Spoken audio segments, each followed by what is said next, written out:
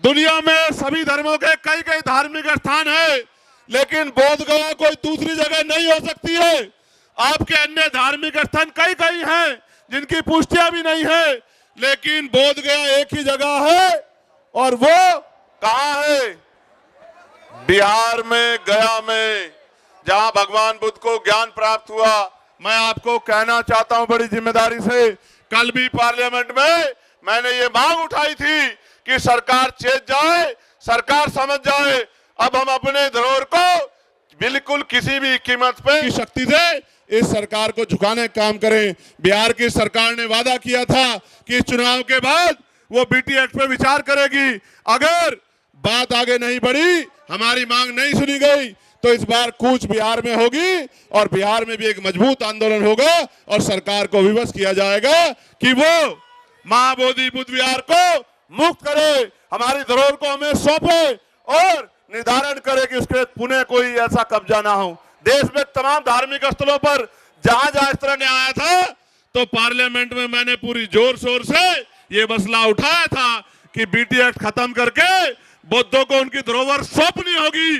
आज नहीं तो कल बौद्ध समाज जाग जाएगा, और जिस दिन जाग जाएगा, फैसला ले लेगा, वो दिन दूर नहीं है कि कोई हमसे हमारी धरोहर को छीन लेगा। आवाज, युवाओं के दिलों की धड़कन, मैं आदरणीय भाई साहब को आमंत्रित कर रहा हूं इन शब्दों के साथ कि अपनी वाणी में वो असर पैदा करो, अपनी वाणी में वो असर पैदा करो, रुख हवाओं का मोड़ दो, वो हुनर पैदा करो, और बाबा साहब और बुद्ध के मिशन को यदि घर घर तक पहुंचाना है तो घर घर में आदरणीय चंद्रशेखर भैया जैसे आदर्शवान युवा पैदा करो, आदर्शवान युवा पैदा करो। आदरणीय चंद्रशेखर जी। प्यारे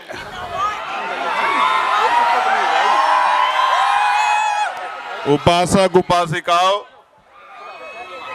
यहां इस मंच पर और नीचे भी आज इस आंदोलन को, इस संघर्ष को मजबूत करने के लिए और देश की राजधानी दिल्ली से ये पैगाम देने के लिए जितने भी हमारे सम्मानित भिक्षु यहाँ पहुंचे हैं, मैं उनका बहुत बहुत धन्यवाद करता हूं।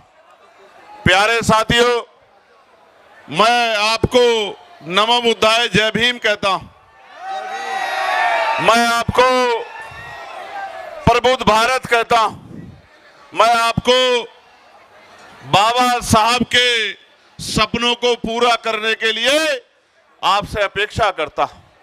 प्यारे साथियों, जिस वजह से आज हम लोग दिल्ली में इकट्ठा हुए, सर्वप्रथम तो मैं इस पूरी कमेटी को बहुत बहुत धन्यवाद करूंगा कि इनके पसीने के प्रयास से, इनके गांव-गांव जाके मेहनत करने की वजह से ये पहली बार हो पाया है कि देश की राजधानी में बीटी एक्ट 1949 खत्म करके और महाबोधि विहार बौद्धों को सौंपा जाए, इसकी आवाज उठ रही। मैं आपको बधाई देता हूं। प्यारे साथियों, ये कहा गया है कि जिनका राज नहीं होता उनका धम भी नहीं होता है। आज अगर जिनके ऊपर जिम्मेदारी है धम के कार्य को आगे बढ़ाने की, अगर उन्हें आंदोलन में उतरना पड़ा है, तो आप महसूस करके देखिए कि लड़ाई कहां खड़ी है। अगर लड़ाई मजबूती की तरफ नहीं खड़ी होती, तो हमारे भंते जिनके ऊपर धम के प्रचार की जिम्मेदारी है, समाज का नेतृत्व करके समाज को सही रास्ते पर ले जाने की जिम्मेदारी है, आज उनको आंदोलन में नहीं आना पड़ता। आज देश भर से, कहीं से थोड़े लोग, कहीं से ज्यादा लोग, लेकिन पूरे देश से लोग यहाँ पहुंचे हैं।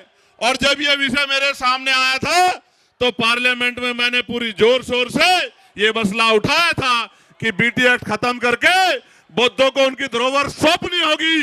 आज नहीं तो कल बौद्ध समाज जाग जाएगा, और जिस दिन जाग जाएगा, फैसला ले लेगा, वो दिन दूर नहीं है कि कोई हमसे हमारी धरोहर को छीन लेगा।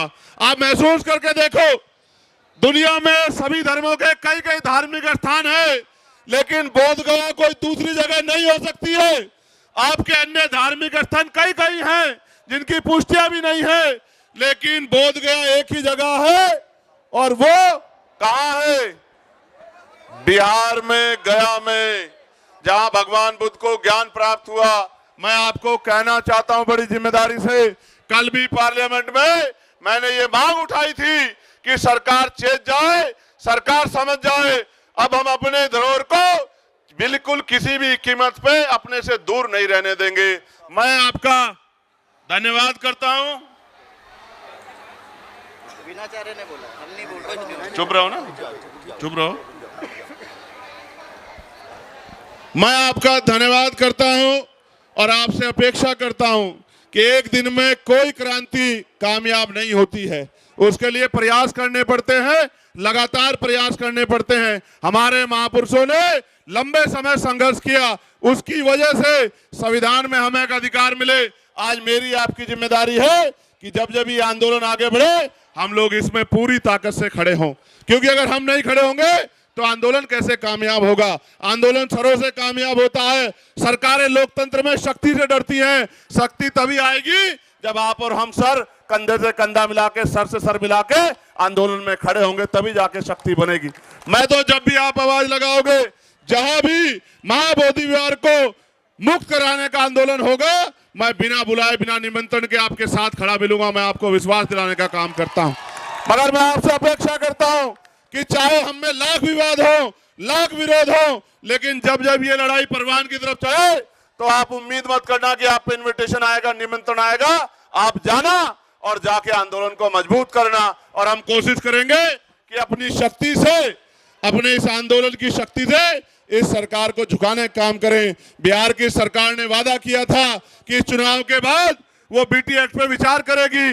अगर बात आगे नहीं बढ़ी, हमारी मांग नहीं सुनी गई, तो इस बार कूच बिहार में होगी और बिहार में भी एक मजबूत आंदोलन होगा और सरकार को विवश किया जाएगा कि वो महाबोधि बुद्ध विहार को मुक्त करे, हमारी धरोहर को हमें सौंपे और निर्धारण करे कि उसके पुनः कोई ऐसा कब्जा ना हो। देश में तमाम धार्मिक स्थलों पर जहां जहां इस तरह के अवैध कब्जे हैं, कोर्ट भी उन पर डिसीजन देता है। लेकिन बड़े दुख के साथ कहना पड़ेगा कि सरकार की गलत कमजोर पैरवी की वजह से आज भी सुप्रीम कोर्ट ने हमारे विषय का संज्ञान नहीं लिया।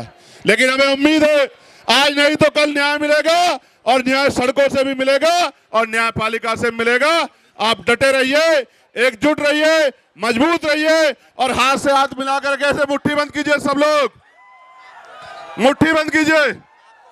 महाबोधि विहार हमारा है, महाबोधि विहार हमारा है। महाबोधि विहार को अवैध कब्जे से मुक्त करो, मुक्त करो, मुक्त करो। मैं बधाई देता हूं पुनः, और ऐसे ही आप डटे रहिए। जय भीम, जय भारत, नमो बुद्धाय, जय मंडल, जय जोहार। आप सबके लिए मंगल कामनाएं। महाकारुणिक तथागत गौतम बुद्ध की अनुकंपा आप पे बनी रही। जय भीम, जय भारत। धन्यवाद। धन्यवाद। इस आंदोलन में हमारे बीच में केंद्रीय मंत्री आदरणीय रामदास आठवले साहब उपस्थित है।